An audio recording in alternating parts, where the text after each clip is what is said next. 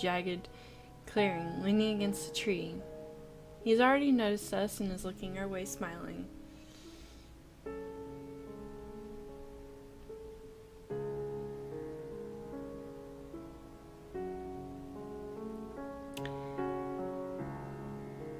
As we approach, I pick up on the sadness behind his juvenile expression. How are you faring? Any problems? Everything is fine. We came to check on you. How kind. I've calmed down since then. I'm glad to hear that. Is there any way I can help or anything you'd like to say? He raises an eyebrow at that, still grinning. I didn't expect to see you so worried about me, Kika.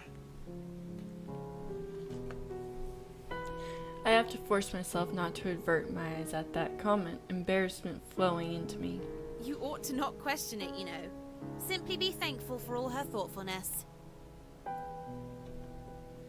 He nods and chuckles heartily. Right. I feel a warmth that turns my lips up in a shy smile. Margaret nods approvingly. Emil glances between Margaret and I, smiling coyly over the exchange. His amusement doesn't last, however. Instead, he throws his arm out wide with a sour expression. Have you seen the guide? Emil is clearly asking out of a sense of obligation, and makes no secret that he's not pleased to be discussing the guide. I nod in response. I saw him earlier. He is the same as always. Good, good. In that case, I'm going to stretch my legs for a bit.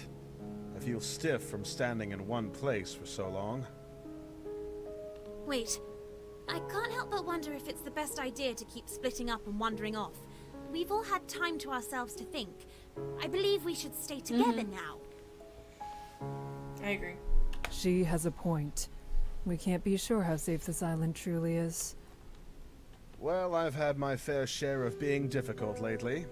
I can accept that if you feel so strongly about it.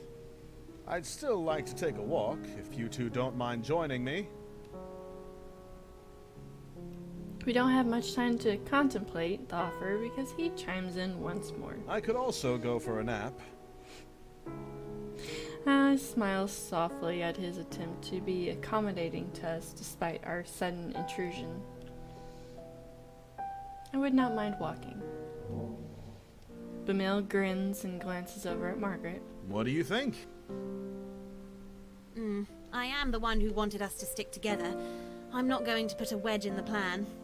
I'll come along. Smart move. Glad to hear it. The three of us begin our walk, conversing lightly as we meander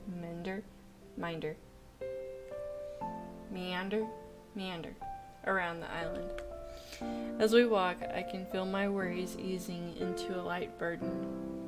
We peek over at Bamil and Margaret, noticing the brightness in their eyes, the cheer in their voices, and know they feel the same. After all the horror of the night, finally we have a reprieve. Bamil speaks admittedly as he finishes another of his tales. So he tries to force his way into that old barn by kicking the door open.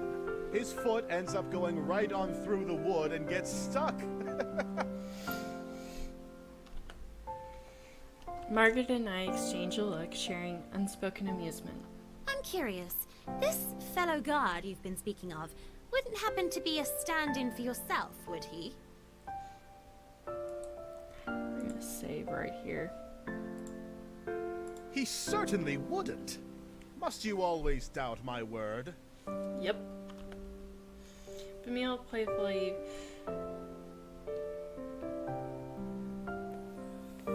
I don't even know that word. Distresses while Margaret laughs. Yes, Kika's far too polite, so someone has to keep you from getting too big-headed. Fine, fine. Fair enough.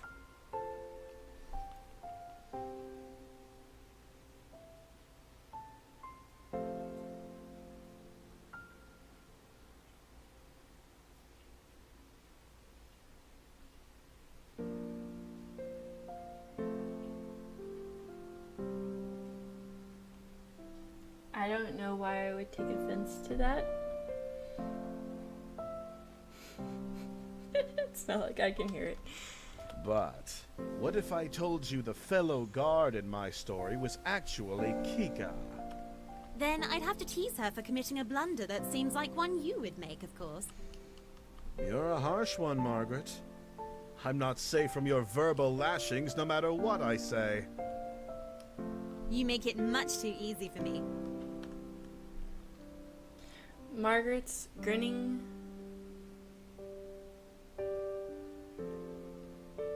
That's a weird way to say that. Margaret's grinning, full of mirth. She looks towards me. Kika, you aren't upset by that, are you? Her face grows more with concern. She's probably questioning if she's taking it too far by targeting me. I smile warmly and shake my head. I'm glad to be included. Margaret immediately looks relieved, returning to her jokingly snobbish expression. This familiar exchange with her has made me brave. I take a deep breath. And in all fairness, I'd also have to give myself a difficult time if I made a mistake befitting Bemele. I glance between Bemele, how are we going to say that, and Margaret, nervously trying to gauge their reactions to my attempt at adding to the conversation.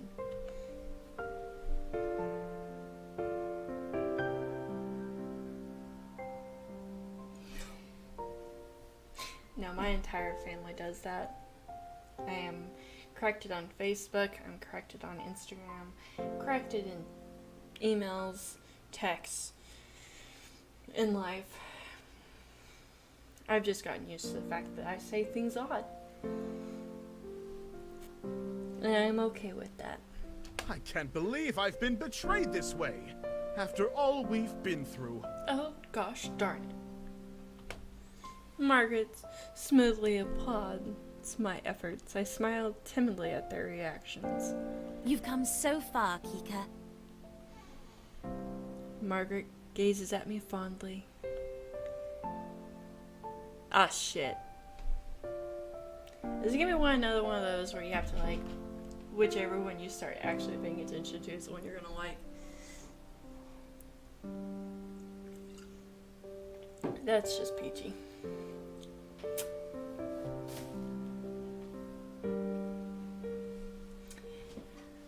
We keep running into games with this.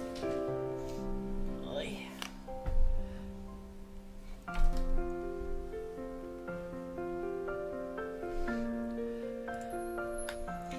I catch Margaret's eyes and we spend a moment sharing a gentle connection. You are just torturing me with picking these answers.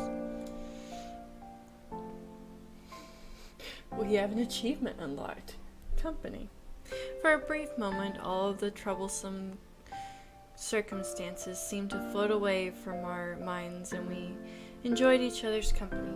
I wish it could go on for so much longer, but it's only a while later that I have to speak up. We really should rest before nightfall. Oh yeah, every single one.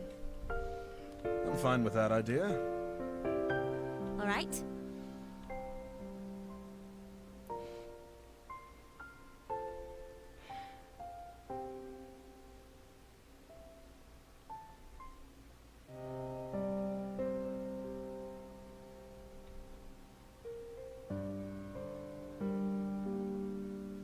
It's almost time. I nod and feel myself grow tense. We truly are about to return to those bridges. I'm saving again. It's knowing my luck, I'm gonna have a very interesting time. True. All of us wait in an uncomfortable silence until night falls. We silently stand as one, forming a vigil of sorts. Our remaining lanterns illuminate the dark, prepared for tonight's journey. And yet, the way forward does not appear. The bridges haven't risen from the depths. I glance to my side. The guide doesn't look at all pleased. The corners of his mouth have a harsh bent as he briefly loses himself into heavy thought. We must go to the shore. He doesn't offer an explanation of why. Instead, he goes on without us. I follow after the guide, my forehead creasing with swelling worry. Behind me, I hear Bamel and Margaret's unsure footsteps. The four of us press onto the shore. The dark waters lap at the edges of the sand, and as expected, the maze is still hidden beneath the surface. The guide grips his staff tighter still, his knuckles turning ghostly white.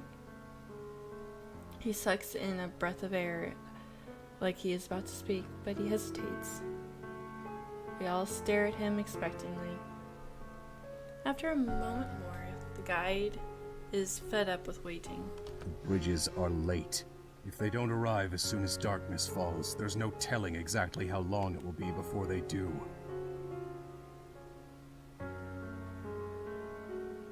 The bridges only come out at night.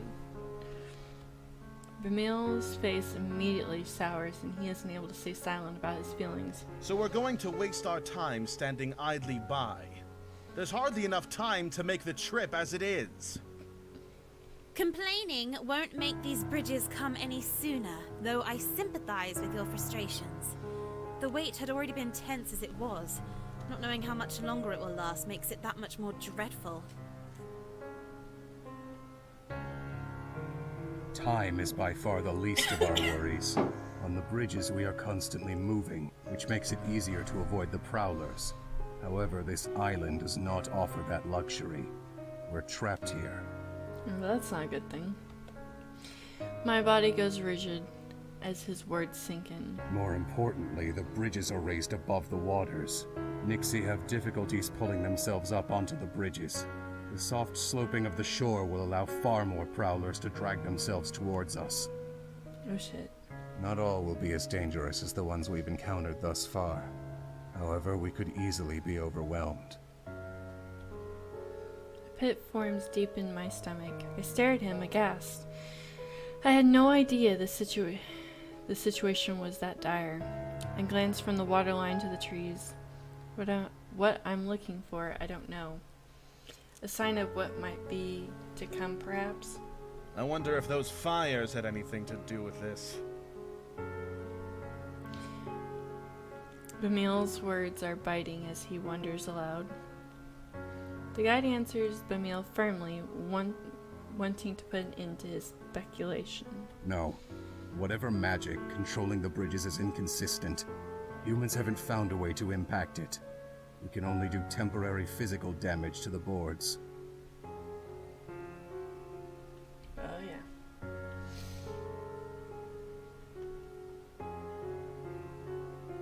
Then what should we do? We shouldn't stay on the shore if the monsters could be coming towards us at any moment. The guide closes his eyes and suddenly looks very worn down. Staying in the center of the island is the safest option. However, there's the risk that we may not be able to reach the bridges when they do rise. Prowlers could have taken full control of the shore by then. Remaining here with our lanterns will ensure the prowlers cannot move freely.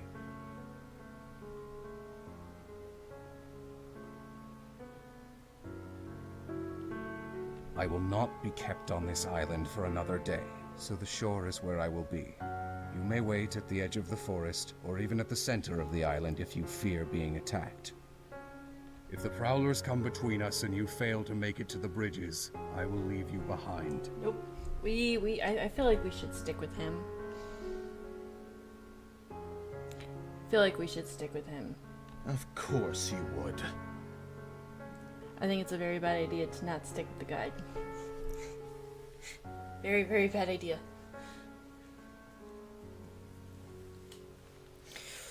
Oof.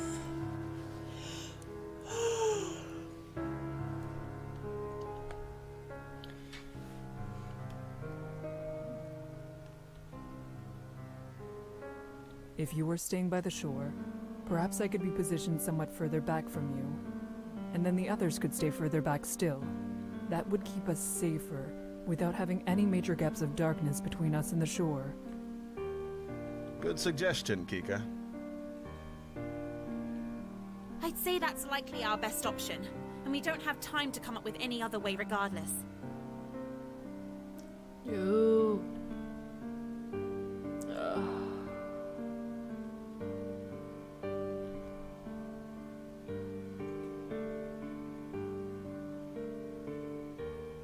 Oh, they decided that the guide was gonna stay on the beach, and then Our Lady is gonna stand further out, like closer to the tree line from him, and then each person will stand back further, so that they don't have gaps.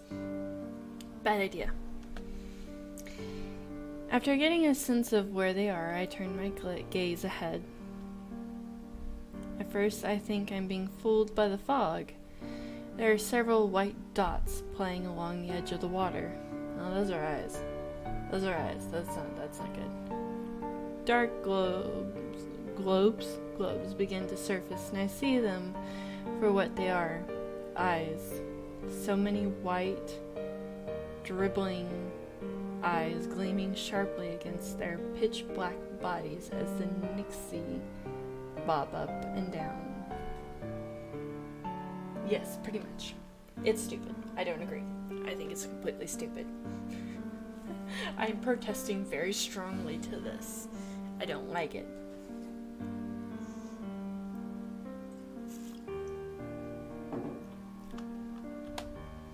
They surface and disappear in a loop, each time more sets of eyes and closer, surveying us more intently. Then they crack. The sound is atrocious, gargling, then turning high-pitched as they seem to take full stock of us.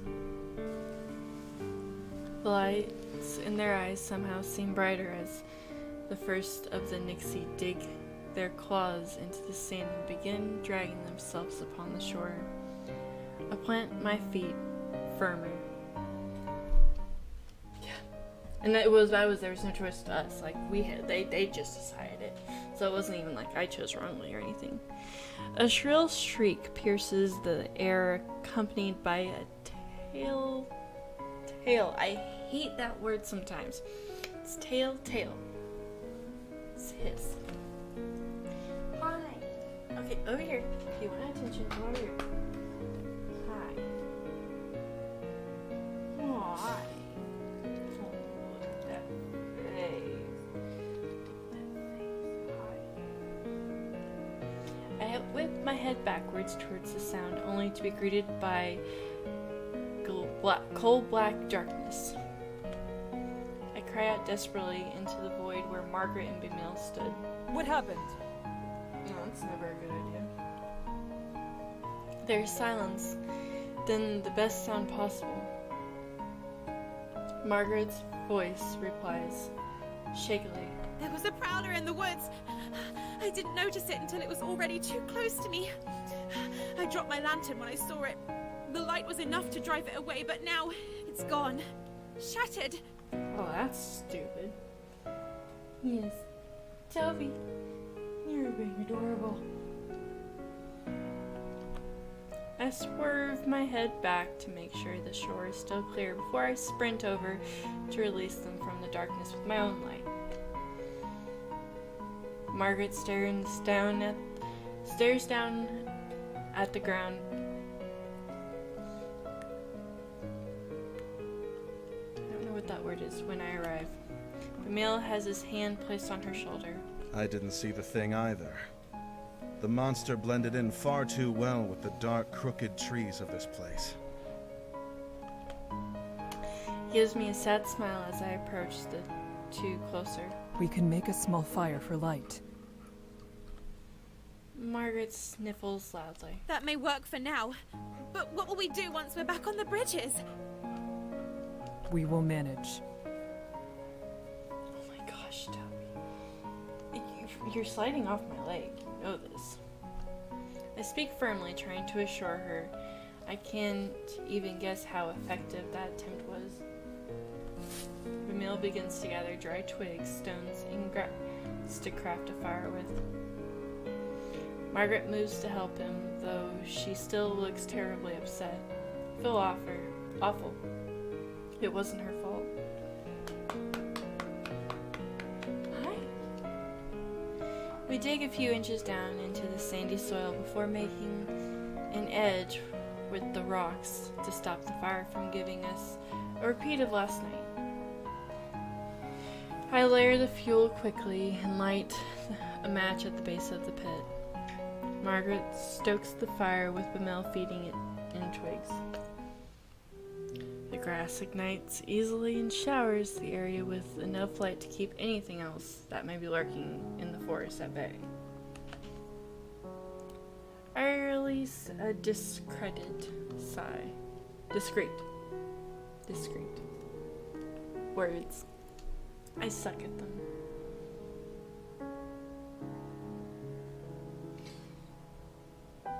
I can't tell if they're all just gonna die. Can't tell if it's just one of those games where they're dying.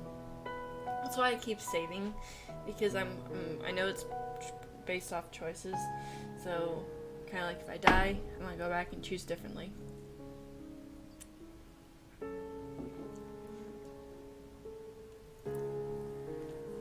You should go back to your position, Kika. It will all be for nothing if we can't make it onto the bridges in the first place. Ain't that the truth? Right. Get back's over there and the guide's gone. I forced myself to sound bold. We're going to get through this.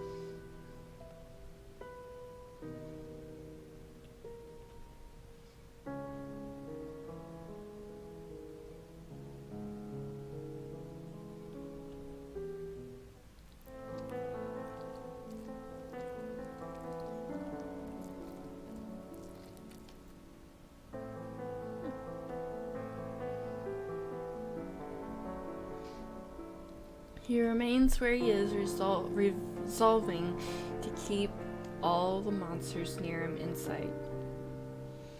I grow more unnerved the longer I watch this. The guide seems impervious to the dangers of Sinlos. This is the first case where I can't tell whether he will continue to be fine as always or not. It's a distressing notion. As they creep closer, I can't stay silent any longer. Your safety is most important. Consider retreating. He doesn't face me, but replies. I cannot do that. Nixie recognized signs of weakness. Backing away will only increase the odds of them attacking. I grip my lantern tighter as I swallow hard. What can I do? As if to answer my own question, a thought whispers into my mind, and I look down at my lantern in my hand. I could throw it, as long as I don't let it go too far down the shore. It doesn't seem plausible that a Nyx could take it. But if I do lose the lantern, especially after Margaret lost hers only moments ago, then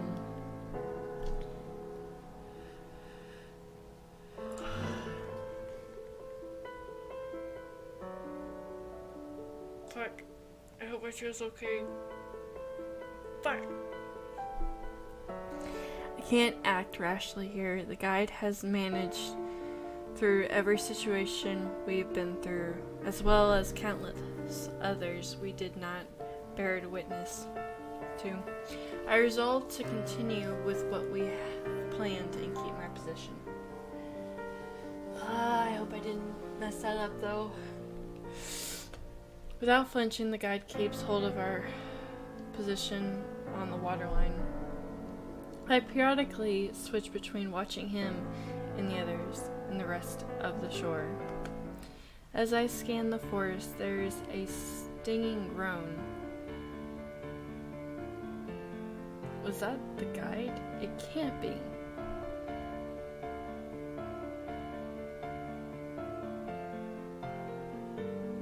I stand rigid in shock, a painful prickling sensation going down my back before whipping around to face the truth.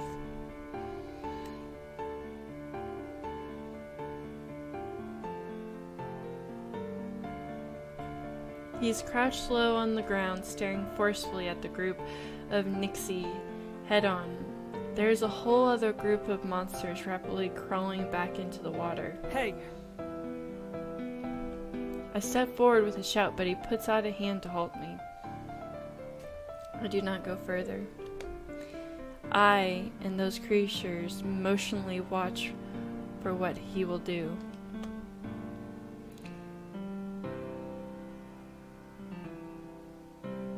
His fingers curl tightly around the upper half of his staff. With great effort, he begins to rise to his unstable feet.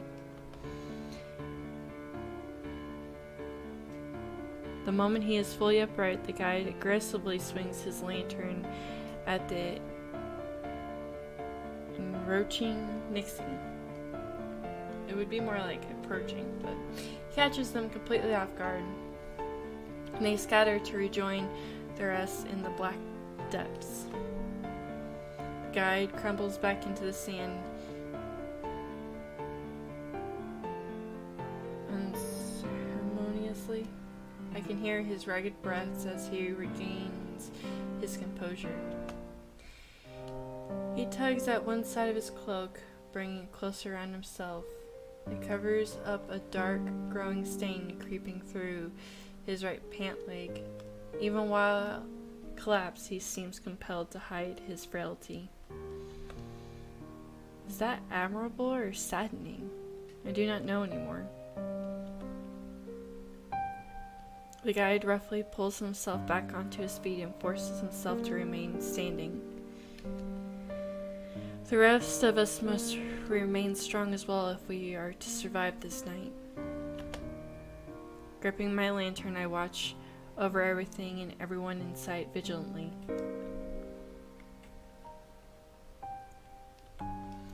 After an untold period of time, the water begins to stir. There's an unusual gurgling, a sound I never thought I would be this relieved to hear. Slowly, creakily, the bridges make their nightly appearance. Sinlos is an overwhelmingly cruel environment. This island had felt like a safe haven such a short time ago, but that has been twisted to the point where I am grateful for the chance to return to the maze. And we may not even reach that. More Nixie are breaching the water and retching themselves onto the sand. The guide signals to all of us. We have to leave!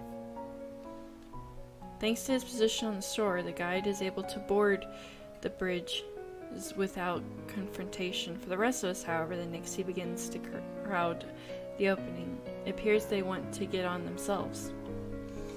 We have desperately little time before we'll cut them off from the guide. We'll be cut off from the guide. I look to my lantern. Will this light alone be enough to cause them to disperse?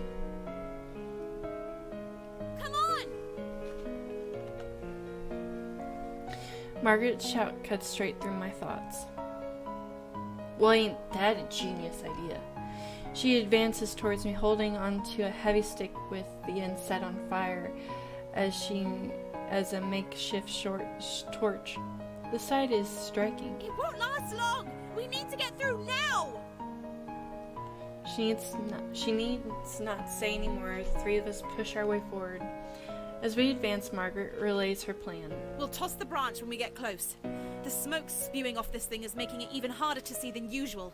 So you tell me when it's time, Kika. I can do that. Interesting. The shore approaches closer and closer, and every single one of the Nixie turn their attention towards our small group.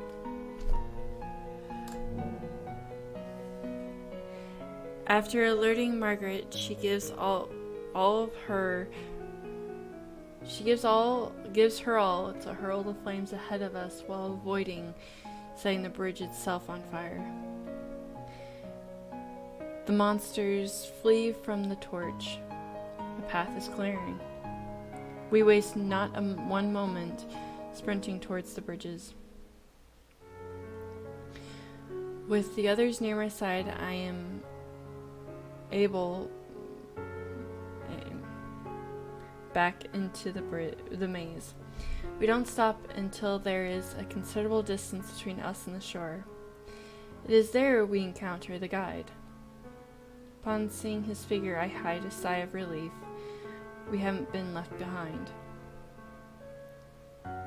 Our arrival doesn't change the guide's empty expression. He doesn't say anything or do anything, instead allowing all of us to catch our breath.